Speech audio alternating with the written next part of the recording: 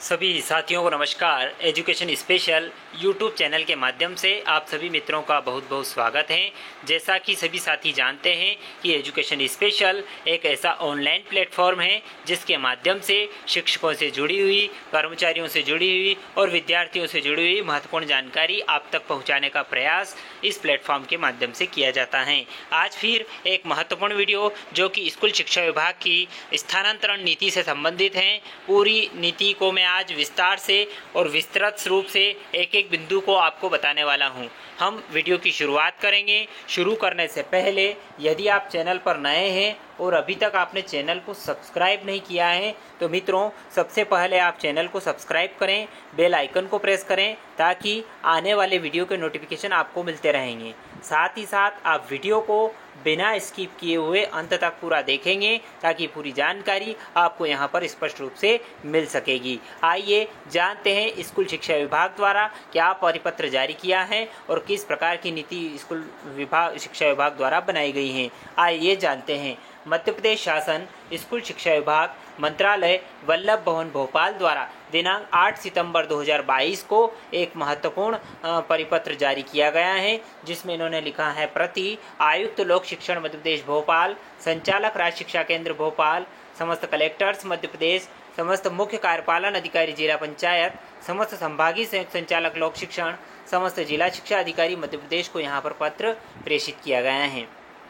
इन्होंने लिखा है राज्य एवं जिला स्तर पर अधिकारियों एवं कर्मचारियों की स्थानांतरण नीति वर्ष 2022।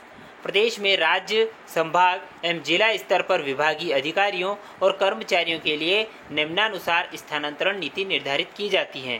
पहला बिंदु है स्थानांतरण नीति की भूमिका और इसका क्या उद्देश्य है। शिक्षा विभाग की विशिष्ट परिस्थितियों से जनित आवश्यकताओं के दृष्टिगत यह विभागीय नवीन स्थानांतरण नीति तैयार की गई है।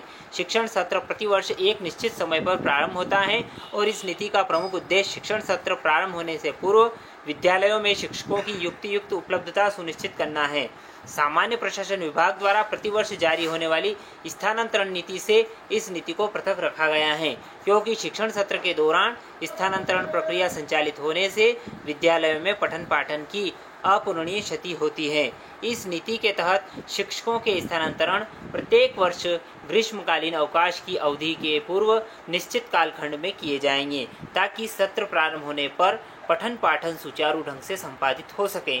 इस नीति का अन्य प्रमुख उद्देश्य जो है राष्ट्रीय शिक्षा नीति 2020 के परिपालन में पारदर्शी प्रक्रिया के माध्यम से विद्यालयों की आवश्यकता के आधार पर समानतापूर्ण ढंग से शिक्षकों के स्थानांतरण का प्रयोजन करना है। ये तो थी इसकी भूमिका और उद्देश्य। अब बात करते हैं कुछ महत्वपूर्ण बिंदु हैं, परिभाषाएं हम यहाँ पर जान लेते हैं।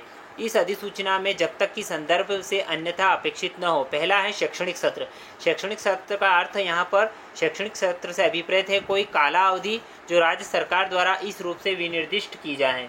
शिक्षक विभागीय भर्ती नियम 1973, 2016, 2018 के तहत नियुक्ति और कार्यरत विभिन्न संवर्ग के शिक्षक। इसके बाद है शहरी क्षेत्र मध्य प्रदेश शासन द्वारा यथा अधिसूचित शहरी क्षेत्र, ग्रामीण क्षेत्र मध्य प्रदेश शासन द्वारा अधिसूचित ग्रामीण क्षेत्र, विभाग मध्य प्रदेश शासन का स्कूल शिक्षा विभाग। गंभीर बीमारी से विपरीत है cancer, brain tumour, kidney transplant, open heart bypass surgery, लकवा पैरालिसिस से पीड़ित जिसका प्रमाणीकरण जिला मेडिकल बोर्ड द्वारा किया गया हो। परिवार से विपरीत है कि पति पत्नी और आश्रित बच्चे। पोर्टल से आशय है कि स्कूल शिक्षा विभाग का एजुकेशन पोर्टल। प्रत्याशित रिक्ति, सेवानिवृत्ति के कारण प्रतिवर्ष 30 अप्रैल तक अद्भुत होने वाली रिक्तियां। अब बात करते हैं स्थानांतरण नीति के विशेष उपबंध और प्रमुख प्रावधान। पहला बिंदु 2.1 इस स्थानांतरण नीति के प्रभावी होने के उपरांत आगामी वर्षों में वर्ष विशेष के लिए पृथक स्थानांतरण नीति जारी नहीं की जाएगी। यहाँ पर मैं आपको स्पष्ट कर देता हूँ कि अब प्रति वर्ष अलग अलग नीति जारी नहीं की जाएगी। यद्यपि आवश्यक होने पर अधिसूचना के माध्यम से वर्तमान नीति में आवश्यक संशोधन किया जा सकता है और परिवर्तन किया जा सकेगा। नवीन उन्नयन किए जाने वाले विद्यालय अथवा संकाय वृद्धि संबंधी स्वीकृति प्रत्येक वर्ष 31 दिसंबर के पूर्व जारी की जाएगी। स्वीकृत नवीन पदों को स्थानांतरण प्रक्रिया में सम्मिलित किया जाएगा। प्रत्येक लोक सेवक द्वारा यह सुनिश्चित किया जाएगा कि संबंधित की एजुकेशन पोर्टल में दर्ज व्यक्तिगत एवं पद स्थापना संबंधी जानकारी सही है। अन्यथा स्थिति में संबंधित लोक सेवक द्वारा उक्त जानकारी में सुधार बाबत समुचित अभ्यावेदन में आवश्यक अभिलेख नियत समय सीमा में उनके संकुल प्राचार्य या कार्यालय प्रमुख को प्रस्तुत करना होगा। संकुल प्राचार्य या कार्यालय प्रमुख द्वारा अभ्यावेदन का परीक्षण कर सक्षम स्तर से आवश्यकता अनुसार स्वीकृति प्राप्त कर एजुकेशन पोर्टल पर जानकारी अद्यतन की जाएगी। त्रुटिपूर्ण जानकारी के आधार पर स्थानांतरण प्रक्रिया में विसंगति पैदा होने पर प्रकरण की जांच की जाकर जवाबदेह लोक सेवक, संकुल प्राचार्य या अधिकारी के विरुद्ध अनुशासनात्मक कार्रवाई की जाएगी। अगला बिंदु है स्थानांतरण हेतु वास्तविक एवं प्रत्याशित रिक्तियां की जो गणना है प्रत्येक वर्ष दिनांक 30 अप्रैल की स्थिति में की जाएगी। प्रत्याशित रिक्तियों में नवीन सृजित पद तथा सेवानिवृत्ति से रिक्त हो रहे पदों इत्यादि को सम्मिलित किया जाएगा। शिक्षक सहित समस्त संवर्गों के लिए स्थानांतरण प्रक्रिया प्रति वर्ष 15 मई तक की समयावधि में पूर्ण की जाएगी। उसकी समय सारणी इस प्रकार रहेगी। पहला बिंदु है यहाँ पर नवीन विद्यालय प्रारंभ करना, संकाय में वृद्धि करना, पदों का युक्तियुक्तकरण का इत्यादि के फलस्वरूप सेटअप में संशोधन करना। ये कार्य 31 दिसंबर तक करना है और इसका दायित्व आयुक्त लोक शिक्षण को सौंपा गया है। एजुकेशन पोर्टल पर प्रत्येक लोक सेवक की व्यक्तिगत व पद स्थापना संबंधी जानकारी अद्यतन कराने संबंधित प्रक्रिया को पूर्ण करना, ये कार्य 15 जनवरी तक करवाना है। समस्त कार्यालय प्रमुख, संकुल प्राचार्य, आहरण संवितरण अधिकारी, जिला शिक्षा अधिकारी, संभागीय संयुक्त संचालक, आयुक्त लोक शिक्षण इसके लिए दायित्व होगा। अब बात करते हैं वास्तविक एवं प्रत्याशित रिक्तियों का निर्धारण। ये कार्य 31 जनवरी तक प्रतिवर्ष 31 जनवरी तक पूर्ण करना होगा। इसके लिए जिला शिक्षा अधिकारी, संभागीय संयुक्त संचालक और आयुक्त लोक शिक्षण इसके लिए जिम्मेदार होंगे। रिक्त पदों को एजुकेशन पोर्टल पर प्रदर्शित कराना 1 मार्च तक करना है और ये कार्य आयुक्त लोक शिक्षण के दायित्व में होगा। पोर्टल पर ऑनलाइन आवेदन प्राप्त करने की कार्रवाई 31 मार्च तक करना है। ये आयुक्त लोक शिक्षण द्वारा किया जाएगा। ऑनलाइन स्थानांतरण आदेश जनरेट करना ये 30 अप्रैल तक होंगे आयुक्त लोक शिक्षण द्वारा। भार मुक्ति होना, कार्यभार ग्रहण करने संबंधी कार्रवाई पूर्ण करना ये समस्त कार्यालय प्रमुख, संकुल प्राचार्य, आहरण संवितरण अधिकारी, जिला शिक्षा अधिकारी, संभागीय संयुक्त संचालक इनकी दायित्व में ये कार्य संपन्न होगा। अगला बिंदु है प्रशासनिक आधार पर स्थानांतरण प्राथमिकता पर किए जाएंगे। इसके पश्चात रिक्तियों की उपलब्धता के आधार पर स्वैच्छिक स्थानांतरण किए जाएंगे। स्वैच्छिक स्थानांतरण हेतु शिथिलता की जो अवधि रहेगी पोर्टल के माध्यम से ऑनलाइन आवेदन प्राप्त करना होगा। शेष अवधि के दौरान किसी भी मोड में स्वैच्छिक स्थानांतरण हेतु कोई आवेदन स्वीकार नहीं होगा। समस्त स्वैच्छिक एवं प्रशासनिक स्थानांतरण एजुकेशन पोर्टल के माध्यम से निर्धारित प्रारूप में ऑनलाइन जारी किए जाएंगे एवं एम शिक्षा मित्र मोबाइल ऐप पर संबंधितों को उपलब्ध होंगे। अगला बिंदु है जिला अथवा संभाग के शिक्षक संवर्ग के पदोन्नति के पदों पर या अन्य जिला अथवा संभाग संवर्ग के शिक्षकों को स्थानांतरित कर पदस्थ नहीं किया जाएगा, किंतु जिला या संभाग संवर्ग के अंतर्गत पदोन्नति पदों पर स्थानांतरण हेतु कोई बंधन नहीं होगा। जिला अथवा संभाग अंतर्गत अन्य जिला अथवा संभाग से स्थानांतरण द्वारा पद स्थापना उस जिला अथवा संभाग में शिक्षक संवर्ग के कुल स्वीकृत पदों की संख्या की सीमा तक ही की जा सकेगी। ऐसे स्थानांतरण का आधार जिला अथवा संभाग की संस्था विशेष में रिक्त पद को नहीं बनाया जाएगा। प्राथमिक शाला या माध्यमिक विद्यालय हेतु निःशुल्क एवं अनिवार्य बाल शिक्षा का अधिकार अधिनियम 2009 एवं नियम 11 के तहत जारी संरचना high school higher secondary school के विभागीय आदेश दिनांक 11/3/2000 द्वारा जारी पद संरचना एवं एकीकृत शाला हेतु जारी पद संरचना के आधार पर संस्थावार सेटअप निर्धारित कर प्रकाशित या जारी किया जाएगा। प्रतिवर्ष सेटअप की समीक्षा की जाएगी एवं आवश्यक होने पर शैक्षणिक संस्थाओं या कार्यालयों के सेटअप में परिवर्तन किया जा सकेगा, यानी कि समय समय पर सेटअप में भी परिवर्तन किया जा सकता है।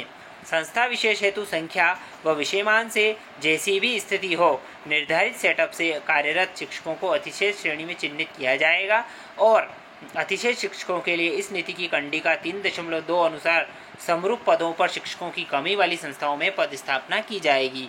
अगला बिंदु है 2.13 विभागीय कार्यालयों में निर्धारित सेटअप से अधिक पदस्थ अतिशेष लोक सेवकों को अन्य संस्थाओं में रिक्त समरूप पदों पर स्थानांतरित कर पदस्थ किया जाएगा। अगला बिंदु है नवीन भर्ती द्वारा नियुक्त किए जाने वाले विभिन्न संवर्गों के शिक्षकों को सामान्यतः ग्रामीण क्षेत्रों में स्थित विद्यालयों में पदस्थ किया जाएगा। उस विद्यालय में उन्हें न्यूनतम 3 वर्ष की कालावधि अथवा परिवीक्षा अवधि जो भी हो अधिक हो तक कार्य करना होगा। ऐसे शिक्षकों को संपूर्ण सेवा अवधि में न्यूनतम 10 वर्ष ग्रामीण क्षेत्र में कार्य करना होगा। नवनियुक्ति शिक्षकों की वो सेवा में उपस्थिति से पूर्व तत्संबंधी वचन पत्र प्रस्तुत करना होगा। विशेष विद्यालयों में चयन परीक्षा से चयनित शिक्षकों के लिए इस हेतु शिथिलता दी जाएगी। अगला बिंदु है वर्ष 10 वर्ष या इससे अधिक अवधि में एक ही संस्था या विशेषकर शहरी क्षेत्रों में पदस्थ शिक्षकों को ग्रामीण क्षेत्र की शिक्षक विहीन अथवा शिक्षकों की कमी वाली शालाओं में स्थानांतरित कर पदस्थ किया जाएगा। ऐसे शिक्षक स्वैच्छिक स्थानांतरण प्रक्रिया में भाग ले सकेंगे। इस मापदंड अंतर्गत आने वाले शिक्षकों की कुल संख्या के न्यूनतम 10% शिक्षकों को भर्ती वर्ष के क्रमानुसार वरिष्ठता के आधार पर ग्रामीण क्षेत्रों में स्थानांतरित किया जाएगा। ऐसे शिक्षकों को अधिकतम 10 वर्ष तक ग्रामीण क्षेत्रों में कार्य करना होगा। कंडिका 2.15 के अनुसार शहरी क्षेत्रों में पदस्थ शिक्षकों के साथ साथ अध्यापक संवर्ग के ऐसे शिक्षक जिनकी प्रथम नियुक्ति नगरीय निकाय में शिक्षाकर्मी संविदा शिक्षक के रूप में हुई थी, वे वर्तमान में नवीन संवर्ग में नियुक्ति होकर नगरीय में लगातार कार्य कर रहे हैं, उन्हें ग्रामीण क्षेत्र में निम्नलिखित अवधि अनुसार पदस्थ किया जाएगा।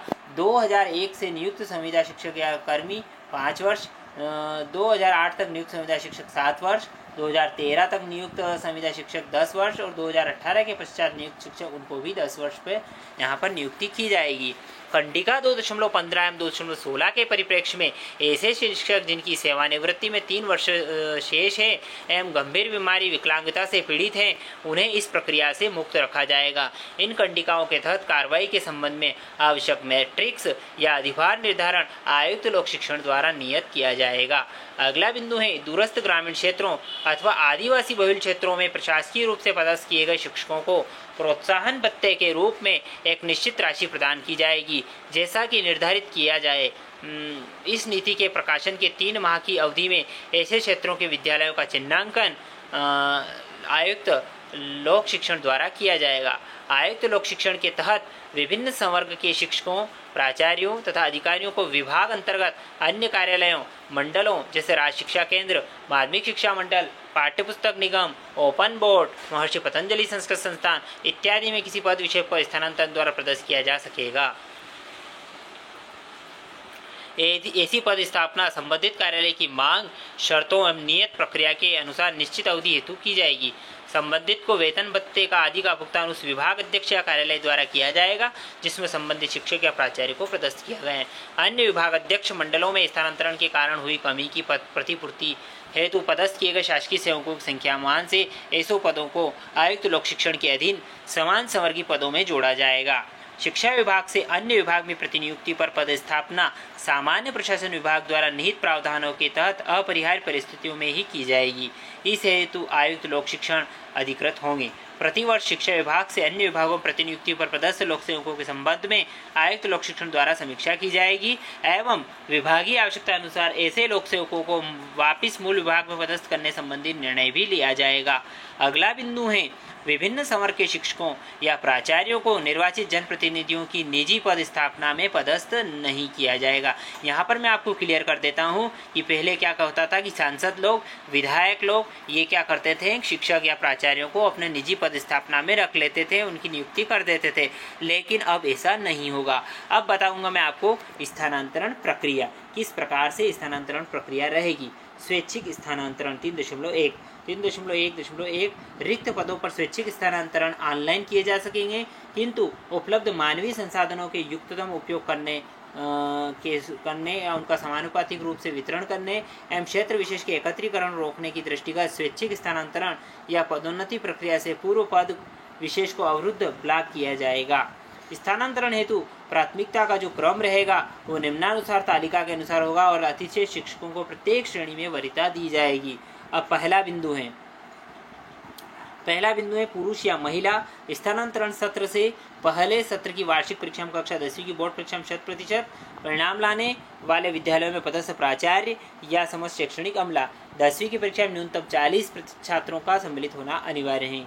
महिला वर्ग स्वयं अथवा परिवार के सदस्य गंभीर बीमारी से पीड़ित होने की स्थिति में, पुरुष वर्ग स्वयं अथवा परिवार के सदस्य गंभीर बीमारी से पीड़ित होने की स्थिति में, महिला या पुरुष विवाह के कारण पत्नी या पति के निवास अथवा कार्य स्थान पर स्थानांतरण करने में। महिला वर्ग निशक्त श्रेणी, पुरुष वर्ग निशक्त श्रेणी, महिला या पुरुष विधवा या अथवा परित्यक्ता विधुर। इसके बाद महिला जो कि कोविड-19 जनित जटिल स्थिति के कारण पदस्थापना स्थल से अन्य स्थल पर चिकित्सीय आवश्यकता होने पर। पुरुष की बात करें तो कोविड-19 जनित जटिल स्थिति के कारण पदस्थापना स्थल से अन्य स्थल पर चिकित्सकीय आवश्यकता होने पर महिला वर्ग राष्ट्रीय पुरस्कार प्राप्त शिक्षक, पुरुष वर्ग राष्ट्रीय पुरस्कार प्राप्त शिक्षक, महिला वर्ग राज्य पुरस्कार प्राप्त शिक्षक, पुरुष वर्ग राज्य पुरस्कार प्राप्त शिक्षक, महिला वर्ग एक से अधिक आवेदक होने पर अतिशय शिक्षक को वरीयता दी जाएगी। पुरुष वर्ग एक से अधिक आवेदक होने पर अतिशय शिक्षक को वरीयता दी जाएगी। महिला वर्ग एक से अधिक आवेदन होने पर वरिष्ठ शिक्षक संपूर्ण सेवा अवधि के आधार पर को वरीयता दी जाएगी। पुरुष वर्ग एक से अधिक आवेदन होने पर वरिष्ठ शिक्षक संपूर्ण सेवा अवधि के आधार पर वरीयता दी जाएगी। यानी कि 17 बिंदु वरिष्ठता या वरीयता के निर्धारित किए गए हैं। अगला बिंदु है स्वैच्छिक स्थानांतरण हेतु संबंधित लोक सेवक द्वारा अपनी यूनिक आईडी पासवर्ड के माध्यम से एजुकेशन पोर्टल पर लॉगिन कर ऑनलाइन आवेदन करना होगा। आवेदन का प्रिंट आउट निकाल कर उस पर हस्ताक्षर कर अपलोड करना अनिवार्य होगा। स्थानांतरण आवेदन में दी गई जानकारी की सत्यता संबंधी घोषणा करना अनिवार्य होगा। पात्र आवेदकों को उपयुक्त तालिका 3.1.2 में निर्धारित प्राथमिकता या वरीयता के आधार पर उनके द्वारा चॉइस की गई संस्थाओं या ब्लॉक के वरीयता क्रम में उपलब्धता अनुसार रिक्त पद पर बगैर मानवीय हस्तक्षेप के स्थानांतरित किया जा सकेगा। स्वैच्छिक रूप से पारस्परिक आपसी स्थानांतरण भी ऑनलाइन हो सकेंगे। इसके लिए समान पद और समान विषय होना अनिवार्य होगा। उत्कृष्ट विद्यालयों, मॉडल विद्यालयों तथा सीएम राइज विद्यालयों जिसमें प्रथम चरण में चयनित 275 विद्यालय में शिक्षकों या प्राचार्य के पद स्थापना एक निश्चित अवधि के लिए विभागीय प्रवेश परीक्षा के माध्यम से की जाएगी। इसमें नवनियुक्त शिक्षकों द्वारा भी भाग लिया जा सकेगा। ऐसे परिवीक्षाधीन चयनित शिक्षकों को सीएम राइज विद्यालय में पद स्थापना के लिए शिथिलता प्रदान की जा सकेगी। इस प्रकार उत्कृष्ट मॉडल सीएम राइज विद्यालय में पदस्थ शैक्षणिक अमले का स्थानांतरण अन्य विद्यालयों में किया जा सकेगा, परंतु इन विद्यालयों में स्वैच्छिक स्थानांतरण के माध्यम से पद स्थापना नहीं की जाएगी। अगला बिंदु है प्राचार्य या सहायक संचालक एवं उक्त पद से वरिष्ठ पदों को छोड़कर शेष स्वैच्छिक स्थानांतरण एजुकेशन पोर्टल पर स्थापित ऑनलाइन प्रणाली के माध्यम से उपरोक्त कंडिका 3.1.2 अनुसार प्राथमिकता के क्रम में बिना मानवीय हस्तक्षेप के किए जाएंगे। स्थानांतरण आदेश आयुक्त लोक शिक्षण के डिजिटल हस्ताक्षर से जारी किए जाएंगे। अगला बिंदु है प्राचार्य या सहायक संचालक एवं उक्त से वरिष्ठ पदों पर कार्यरत अधिकारियों के स्वैच्छिक स्थानांतरण आवेदन नियत अवधि में ऑनलाइन स्वीकार्य होंगे। आवेदनों का निराकरण आवश्यकता अनुसार ऑनलाइन अथवा ऑफलाइन मोड में किया जा सकेगा। भार मुक्ति और पदभार ग्रहण संबंधी कार्रवाई ऑनलाइन की जाएगी। यदि आवेदक द्वारा स्थानांतरण प्रक्रिया में वरीयता, गंभीर बीमारी, निःशक्तता इत्यादि प्राप्त की गई हैं, तो ऐसी स्थिति में संबंधित की भार मुक्ति से पूर्व प्राप्त वरीयता के संबंध में प्रमाण पत्र आदि का सत्यापन संबंधित संकुल प्राचार्य द्वारा किया जाएगा। यह भी सुनिश्चित किया जाएगा कि संबंधित द्वारा समस्त प्रभार का विधिवत हस्तांतरण कर दिया गया हो। ऑनलाइन स्थानांतरण जिस प्राथमिकता या वरीयता के आधार पर किया गया है उसके संबंध में यदि यह पाया जाता है कि संबंधित आवेदक द्वारा त्रुटिपूर्ण जानकारी के आधार पर पोर्टल पर वरीयता या पात्रता प्राप्त की गई है, तो ऐसी स्थिति में संबंधित लोक सेवक के विरुद्ध सिविल सेवा आचरण नियमों के तहत अनुशासनात्मक कार्रवाई की जाएगी एवं उनका स्थानांतरण आदेश निरस्त किया जाएगा। अगला बिंदु है भार मुक्ति हेतु स्थानांतरण आदेश में उल्लेखित समय सीमा में यदि संकुल प्राचार्य या कार्यालय प्रमुख द्वारा किसी लोक सेवक को भार मुक्त नहीं किया जाता है, तो संबंधित संकुल प्राचार्य या कार्यालय प्रमुख के विरुद्ध सिविल सेवा आचरण नियमों के तहत अनुशासनात्मक कार्रवाई की जाएगी। स्वैच्छिक स्थानांतरण होने के पश्चात आगामी 3 शैक्षणिक सत्र तक विशेष परिस्थितियों को छोड़कर ऐसे शिक्षकों के स्वैच्छिक स्थानांतरण आवेदन पर विचार नहीं किया जाएगा। शिक्षकों के प्रशासनिक स्थानांतरण उनके संवर्ग के अंतर्गत ही किए जाएंगे। संवर्ग से बाहर अन्य जिले या संभाग में स्थानांतरण मात्र स्वैच्छिक आधार पर होंगे। ऐसी स्थिति में संबंधित आवेदक शिक्षक की वरिष्ठता नवीन पद स्थापना वाले जिले या संभाग में उनके संवर्ग में निम्नतम स्थान पर मान्य होगी। अब बात करते हैं अतिशेष शिक्षकों का चिन्हांकन कैसे होगा और उनका स्थानांतरण कैसे होगा। 3.2.1 उपयुक्त कंडिका 2.1, 2.11, 2.12 में वर्णित मापदंडों के आधार पर विभिन्न शैक्षणिक संस्थाओं में संख्या या विषय मान से जैसी भी स्थिति हो अतिशेष शिक्षकों का चिन्हांकन किया जाएगा। संस्था विशेष में कार्यरत अतिथि शिक्षक एजुकेशन पोर्टल पर प्रदर्शित होंगे। संख्या अथवा विषय मान से जैसी भी स्थिति हो अतिशेष शिक्षकों का चिन्हांकन पदस्थ संस्था में उनकी कार्यरत सेवा अवधि के आधार पर वरिष्ठता क्रम में किया जाएगा। तात्पर्य यह है कि जो शिक्षक वर्तमान पदस्थापना वाली संस्था में सबसे ज़्यादा समय से कार्यरत हैं वे अतिशेष की श्रेणी में चिन्हित होंगे। अगला है अतिशेष शिक्षक भी अन्य शिक्षकों की भांति ऑनलाइन स्वैच्छिक स्थानांतरण प्रक्रिया में भाग लेंगे। अतिशेष शिक्षकों को 3.1.2 अनुसार प्रत्येक श्रेणी में स्थानांतरण हेतु वरीयता प्राप्त होगी। ऐसे शिक्षक जिनकी सेवानिवृत्ति में 1 वर्ष से कम समय है, 40% उससे अधिक निःशक्तता है, गंभीर बीमारी से ग्रसित हैं को अतिशेष मानकर स्थानांतरित नहीं किया जाएगा। ऐसी स्थिति में 3.2.2 अनुसार अगले क्रम पर उपलब्ध वरिष्ठ शिक्षक का स्थानांतरण किया जाएगा। ऐसे अतिशेष शिक्षक जिनके द्वारा स्वैच्छिक स्थानांतरण प्रक्रिया में भाग नहीं लिया गया है अथवा उनका स्वैच्छिक स्थानांतरण आवेदन वरीयता क्रम में न आने से असफल हो गया है, उनका प्रशासनिक स्थानांतरण शिक्षक विहीन अथवा शिक्षकों की कमी वाली संस्थाओं में किया जाएगा। प्रतिबंध अवधि में भी आवश्यकता अनुसार समय समय पर अतिशेष शिक्षकों के प्रशासनिक आधार पर स्थानांतरण शिक्षकों की कमी वाली संस्थाओं में किए जा सकेंगे। अध्यापक, शिक्षाकर्मी, संविदा शिक्षक, गुरुजी जैसी भी स्थिति हो, यदि उनकी नवीन संवर्ग में नियुक्ति नहीं है तो उनको अतिशेष घोषित कर अन्यत्र पदस्थ घोषित नहीं किया जाएगा, क्योंकि ऐसे लोक सेवकों की नियुक्ति संस्था विशेष के लिए की गई है। अब बात करते हैं प्रशासनिक आधार पर स्थानांतरण। ये तो था स्वैच्छिक स्थानांतरण। अब प्रशासनिक आधार पर स्थानांतरण के अंतर्गत मुख्य रूप से पहला बिंदु है शिक्षक विहीन या शिक्षकों की कमी वाली शालाओं में रिक्त पदों की पूर्ति, प्रतिनियुक्ति से वापसी, न्यायालयीन निर्णय के अनुपालन, गंभीर शिकायतों अथवा शिकायत में दोष सिद्ध पाए जाने के दृष्टिगत गंभीर अनुशासनहीनता की स्थिति में संस्था या शाला प्रमुखों द्वारा की गई अनुशंसा पर प्रशासनिक आधार पर स्थानांतरण किए जाएंगे। दूसरा बिंदु है उत्कृष्ट एवं मॉडल विद्यालयों तथा नगरीय क्षेत्रों में स्थित हाई स्कूल हायर सेकेंडरी विद्यालयों के विगत वर्ष के वार्षिक परीक्षा परिणाम 60% से कम होने तथा शेष हाई स्कूल हायर सेकेंडरी विद्यालयों के वार्षिक परीक्षा परिणाम 40% से कम होने पर संबंधित प्राचार्य तथा विषयों के विषय शिक्षक के लिए उनके क्रमशः 70% एवं 50% परीक्षा परिणाम उक्त निर्धारित सीमा में यदि कम है तो ऐसे प्राचार्यों या शिक्षकों का प्रशासनिक स्थानांतरण शिक्षकों की कमी वाली ग्रामीण क्षेत्रों की दूरस्थ शालाओं में किया जाएगा। अब बात करते हैं प्राथमिक या माध्यमिक विद्यालयों के शिक्षकों को भी न्यून परीक्षा परिणाम के आधार पर प्रशासनिक रूप से स्थानांतरित किया जाएगा। आयुक्त लोक शिक्षण इस हेतु आवश्यक मापदंड निर्धारित करेंगे। अन्य प्रशासकीय आवश्यकता के दृष्टिगत अपरिहार्य स्थिति में भी प्रशासनिक स्थानांतरण किए जा सकेंगे। अगला बिंदु है प्रशासनिक स्थानांतरण द्वारा संस्थावार, संख्यावार, विषयवार रिक्तियों को ध्यान में रखा जाकर ही पद स्थापना की जाएगी। जिन शालाओं में संख्यामान विषयमान विषय से अतिशय शिक्षक पदस्थ हैं उन शालाओं में पद स्थापना नहीं की जाएगी। अगला बिंदु है प्रशासनिक आधार पर स्थानांतरण करने से पूर्व यह सुनिश्चित किया जाए कि उक्त स्थानांतरण से शाला शिक्षक भी न होने पाए। ऐसी स्थिति में प्रशासनिक आधार पर स्थानांतरण करने से पूर्व किसी अन्य शिक्षक की पदस्थापना सुनिश्चित की जाएगी। उत्कृष्ट विद्यालयों, मॉडल विद्यालयों तथा सीएम राइज विद्यालयों में विभागीय परीक्षा के माध्यम से पदस्थ किए गए शिक्षकों के कार्य का मूल्यांकन सामान्यतः प्रति 5 वर्ष में किया जाएगा।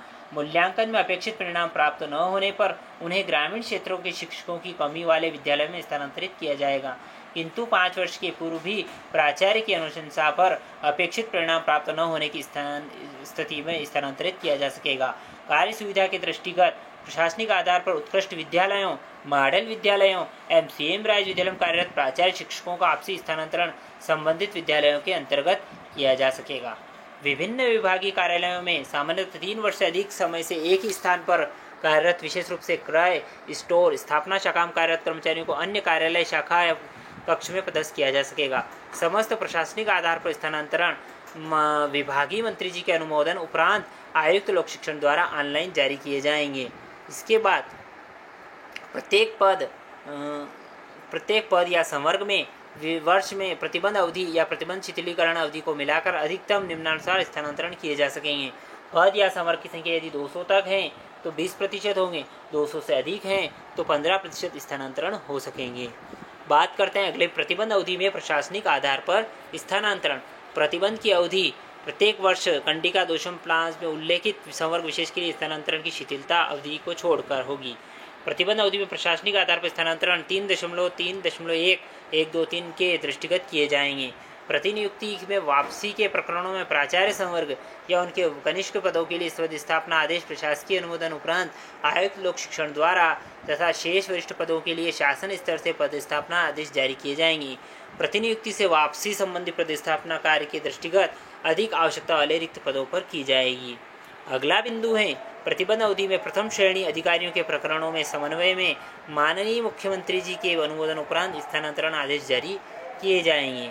अगला बिंदु है संकुल अंतर्गत शाला शिक्षक विहीन होने, संख्या व विषयमान से शिक्षकों की अत्यंत कमी होने अथवा अन्य अपरिहार्य परिस्थितियों के दृष्टिगत सत्र विशेष के लिए अथवा सत्र में निश्चित कालावधि समयावधि के लिए संकुल अंतर्गत पदस्थ शिक्षक की एक शाला से दूसरी शाला में निम्नानुसार तालिकानुसार तात्कालिक शैक्षणिक व्यवस्था की जा सकेगी।